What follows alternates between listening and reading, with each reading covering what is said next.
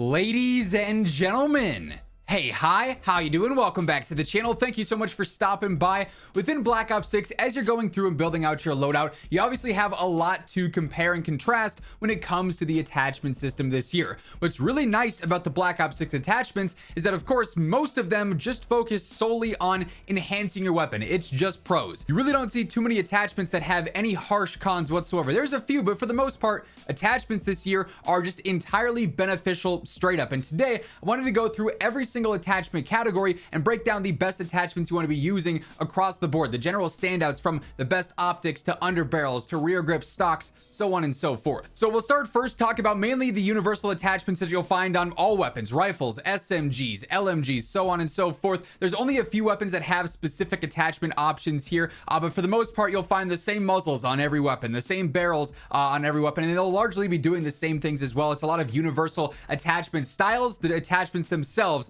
just aren't universal, if that makes any sense. First and foremost though, starting with the optics, as always, this is a system and a category that every single year is just preference based. Some players might really love the Kepler Microflex. This is like a basic red dot and it's one of my favorite optics in the game. Some players though might prefer the Merlin Mini to that.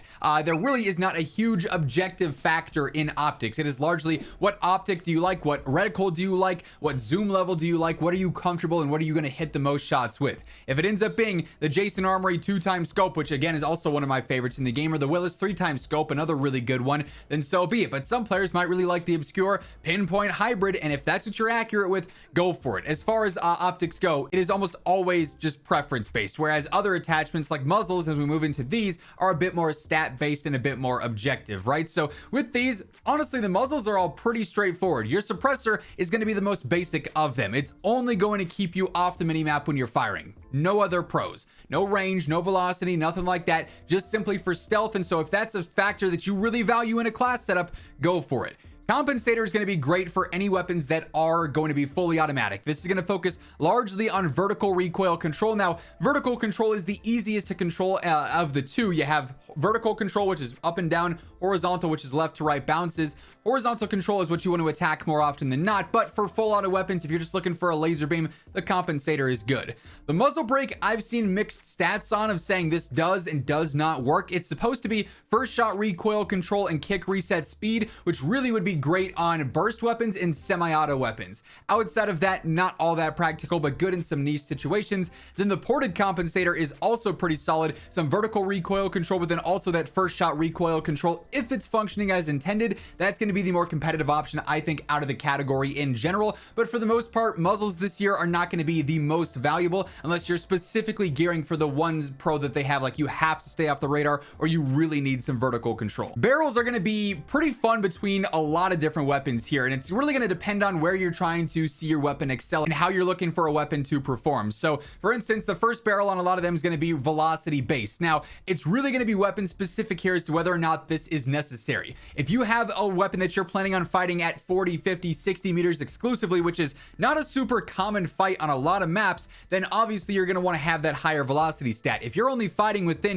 20, 30, 40 meters though, you don't really have to worry about velo too much. A lot of the base weapons are going to have a perfectly applicable velo, and if you're above 500, 600, 700 on SMGs, rifles, LMGs, you're gonna be just fine in the vast majority of cases in a multiplayer scenario. So velocity increases are not as valuable this year as they have been in the past, just because so many maps are so small in close quarters.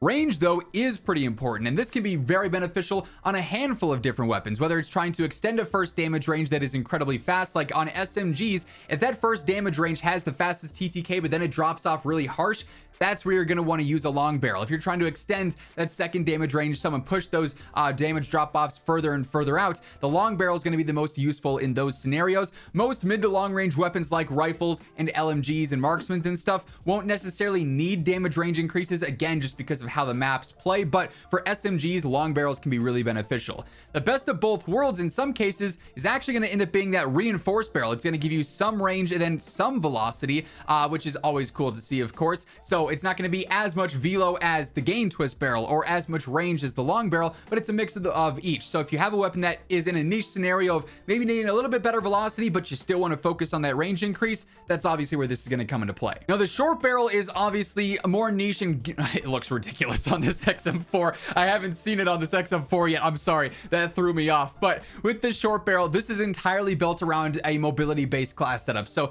you might see this maybe on a rifle or something that you're trying to convert into more of an SMG hybrid style build. But really, if you're a movement demon or you're someone who wants to focus exclusively on that, then this is a go-to for your SMGs and for your weapons that you cater, or that you're trying to cater for close range.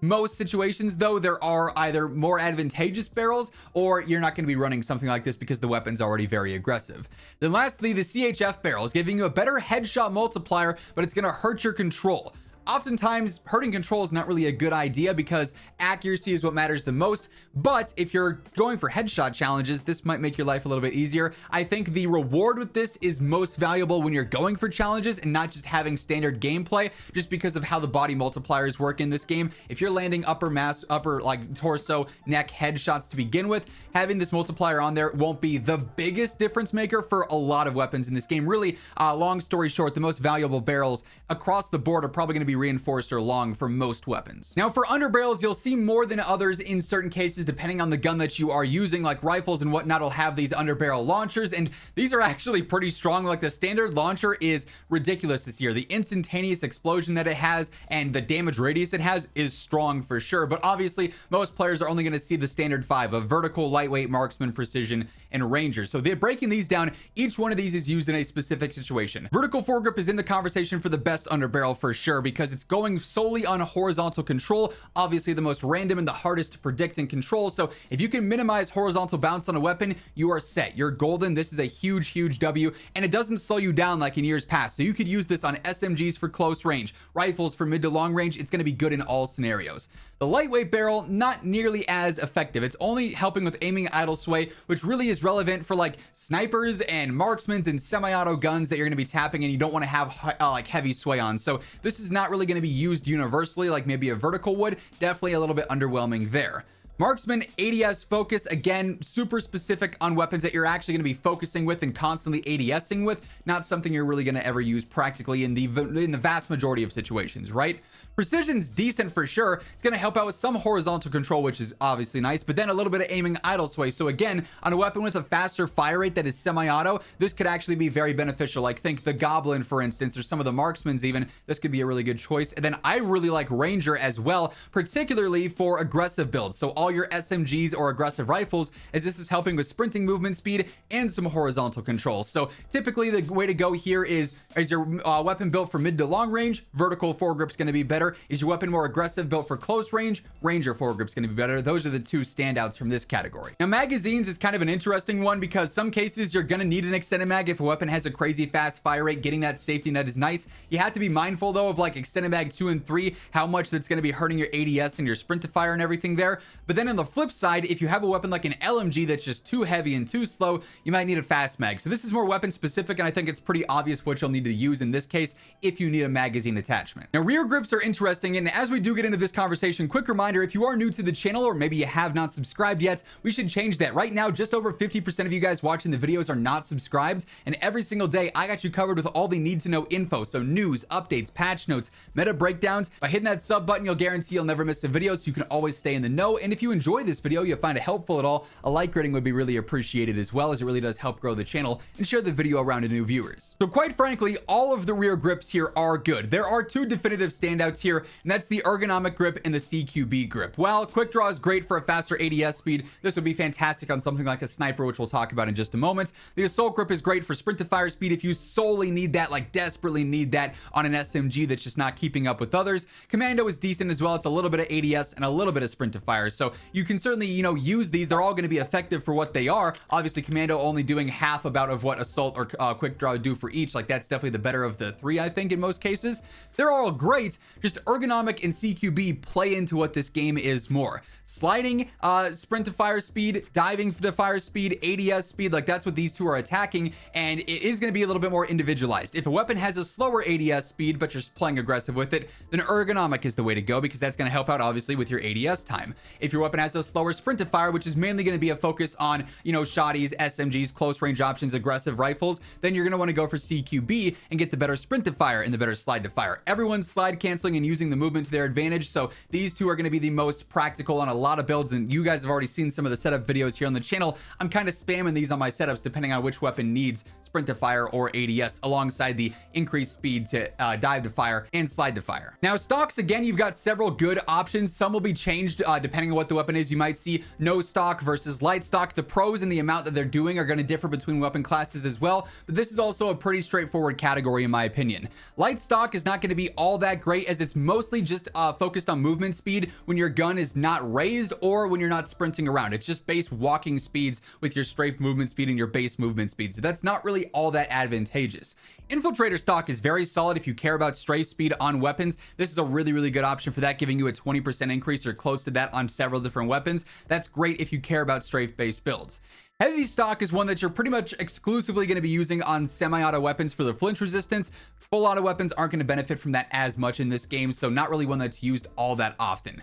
Balanced stock is pretty much my go-to in a lot of scenarios because yes, you get movement speed, yes, you get some base strafe speed, which is nice when you're just walking around, but also some actual ADS strafe speed as well, which is really solid there. An 11% increase, for instance, on the XM4. That's a really good set of pros to have all in one. The combat stock, though, is also decent as well. You're getting some flinch and then some strafe as well, so this would even be more effective than a heavy stock, I think, in a lot of cases for semi-auto guns. So if you were going to go for heavy, maybe use that as your leveling, but then once you get combat stock, just switch over to that. But really, the balanced stock is what stands out the most here. Now, lasers in this game, quite frankly, are not all that great. There's really only two that have any sort of relevancy in my opinion. The steady aim laser, if you're focused on a hip fire build, is going to help out a ton with that, obviously.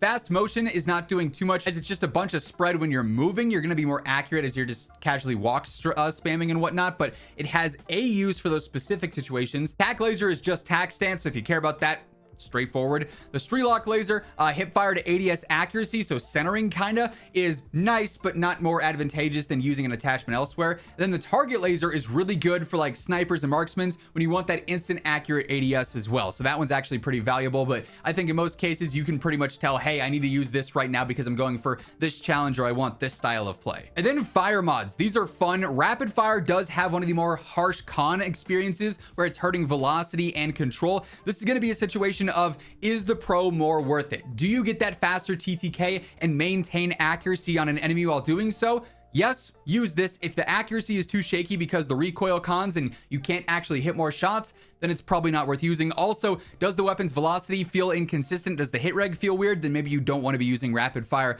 as that'll hurt that. But rapid fire for the TTK potential there is crazy strong. The overpressured ammo for better velo, again, just not all that worth it. You'd be better off using like, you know, a barrel that's also offering velo and range there. The NATO FMJ, same deal. Unless you care about wall banging or taking down streaks, irrelevant.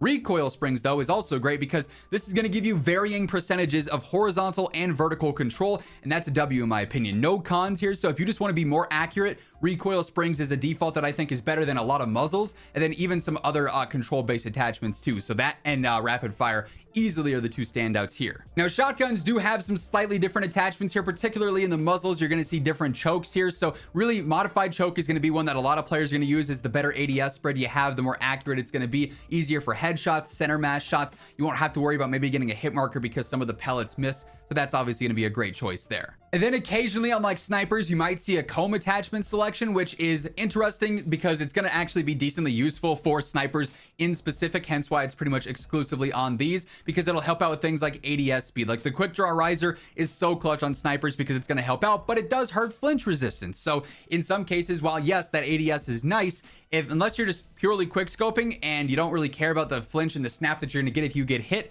then maybe you're going to have to value the trade-offs there a little bit more. Like sprint to fire, not going to matter too much on a sniper. Commando riser doing a little bit of both is nice, but quick draw, even though it does have the con, might be more valuable because it's still a faster ADS speed.